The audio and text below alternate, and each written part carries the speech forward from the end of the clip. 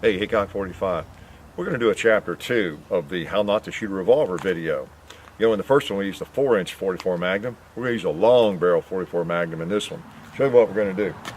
We used paper target, folded up on the first one, and just held it up here just mainly to demonstrate, hopefully, kind of a basics video to help people avoid getting burned badly. You know, we held it up there and took a shot, and maybe I had the end of it out there at the end of the muzzle. I don't know. There were some folks that thought that's why the paper was cut or damaged.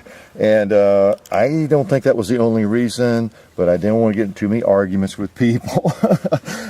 So let's take another bullet and let's try it with a longer barrel.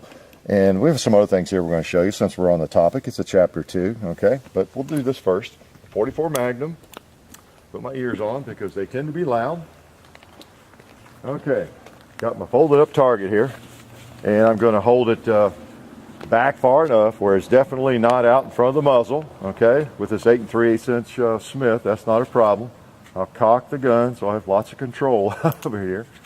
All right, got the paper.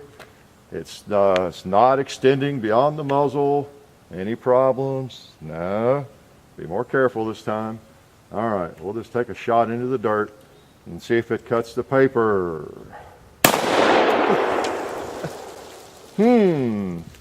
Interesting.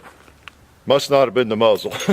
Okay, so that's again why you don't want your finger in front of the cylinder when you pull the trigger. Okay, I hope I didn't sweep John on that. It was one round. But that's the thing. You don't want your hand there. Anybody wants to volunteer to take a shot like that? Have at it. Not me. So it's a paper shredder. That's a lot of power. Now it's obviously not cutting through steel or anything, but you know, why I have that folded, it's four levels, you know, folded the way it was. So, you know, it just we'll take care of it. So okay, so that was chapter 2 on that. All right, I'll link this to the other video, so when people come in and think I'm trying to scam you or something, they'll see the light maybe. Although some people have a hard time seeing the light on anything, don't they? Perpetually in the dark. Okay, now what we're going to do, you notice we have the Nagant 1895 revolver out. This revolver is famous for what? Well, being old, an old model and Russian and everything, but for being a gas seal. That's why it has that weird cartridge. You've seen this. If you haven't, get to the video and check it out.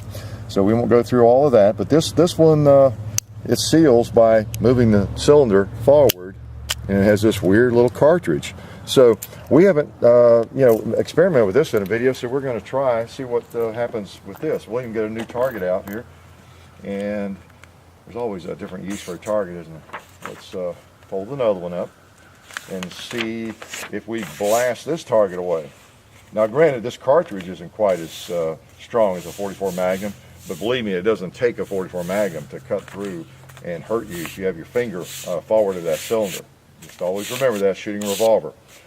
This is really the only one, about the only one I'm familiar with. Someone mentioned a different one I wasn't familiar with, I think, that might have been a gas seal revolver, another old one, but this is the one that is not supposed to let any gas escape because of the design. So let's try it. Let's load it. It might help first. And been meaning to do this. And I think I was actually meaning to do it in the video we did with this revolver and just forgot. Had some paper targets out here. And you know how it is when the brain power is weak. No memory. Okay. So, let's see what this baby does. All right, same test.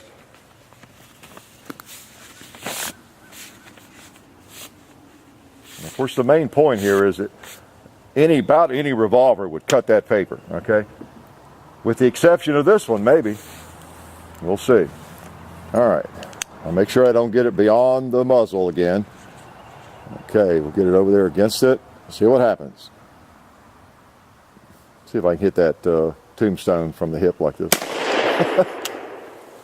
Ah, interesting. Let's take another one.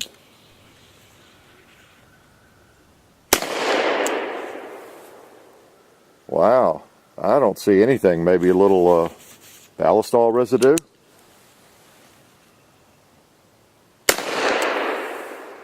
Okay, it must seal pretty well. Let's do another experiment. You think I ought to put my hand in front of? Let's. Now I don't want to be unsafe here. Let me put my finger out here a little bit, test it. Make sure that thing is locked in like it's supposed to. Okay. I may never shoot again. I did not feel a thing. Let's do it again. Make sure the cylinders move forward like it's supposed to. Oh boy, this just doesn't feel right. This just doesn't feel right. Didn't feel a thing. Okay? How's that for a graphic illustration? I'll tell you what, that goes against everything I've ever experienced and learned. Wow. That's almost as strange a feeling as putting your hand in front of the muzzle. Wow, because I know the blast that comes out of there, and you do too. So anyway, the moral to the story, the bottom line is, the gas seal seems to work, doesn't it? So then the gas, that's not just a, well, I don't want to shoot it with my, let me lay it down there, cocked, aim down range, put my ears on, and shoot the cowboy.